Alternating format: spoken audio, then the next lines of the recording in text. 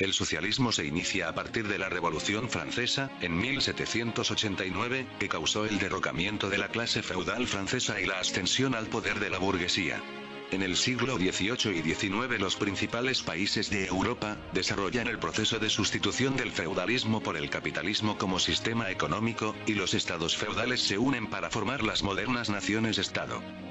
Inglaterra fue la cuna del socialismo utópico. Existen dos causas importantes que dan al socialismo utópico inglés su carácter peculiar: la revolución industrial, con su cortejo de miserias para el naciente proletariado, y el desarrollo de una nueva rama de la ciencia, la economía política. Recordemos entre los socialistas utópicos a Robert Owen, 1771-1858, quien fue el primero en considerar al proletariado como clase independiente con intereses comunes. En Francia, tuvo un carácter más filosófico que en Inglaterra. Su primer representante fue el conde Henry de Saint-Simon. Propuso la Federación de Estados Europeos, como instrumento político para evitar las guerras y asegurar la paz mundial. Al mismo tiempo, Carlos Fourier concibió los falansterios, comunidades humanas regidas por normas de libre acuerdo y economía socializada. De la inspiración de los principios fourieristas se constituyeron algunos falansterios. Poco después, aparece la teoría marxista, que desde una teoría crítica del capitalismo, desarrolla una propuesta política: el socialismo científico.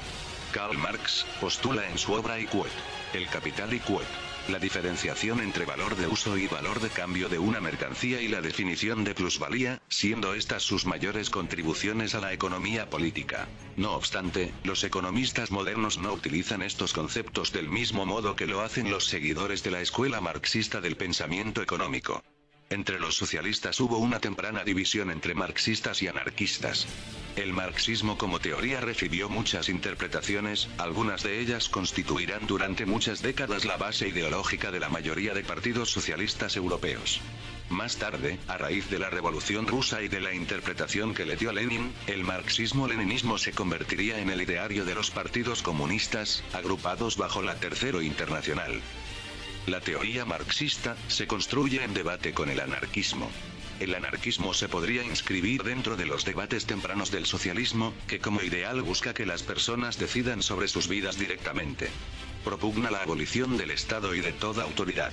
Es la corriente con un trasfondo de respeto y valoración al sujeto o individuo, y que considera la libertad como el camino y el objetivo del socialismo, y que propone la horizontalidad en las asociaciones humanas voluntarias, la autonomía local junto con la autoorganización de los movimientos sociales frente a las instituciones del Estado y a las multinacionales y monopolios propios del capitalismo.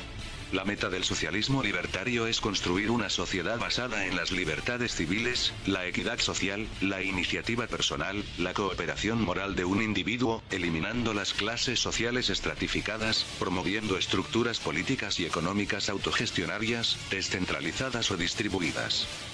El socialismo alcanza su apogeo político durante el siglo XX en el bloque socialista de Europa, la URSS, Estados socialistas de Asia y del Caribe. Cartel propagandístico soviético, ilustra a Lenin y Quod, limpiando a Quod. Simbólicamente el mundo de los reyes, ricos e imperialistas, glorificando así el socialismo. Durante la segunda mitad del siglo XX, fue de gran importancia para el llamado bloque socialista, que la Unión Soviética liberara a los países ocupados del Tercer Reich en el frente oriental durante la Segunda Guerra Mundial, pues estos mismos posteriormente adoptaron sistemas de gobierno socialistas que hicieron que el campo socialista alcanzara un amplio dominio. Indicadores del auge socialista durante el siglo XX son, por ejemplo, los grandes avances en la tecnología, como por ejemplo en los programas espaciales, así como la gran tecnología militar, principalmente en la Unión Soviética. Tras la Segunda Guerra Mundial, la tensión militar ideológica entre el bloque socialista, encabezado por la URSS, y el capitalista, encabezado por Estados Unidos, desembocó en un enfrentamiento político que se conocería como Guerra Fría.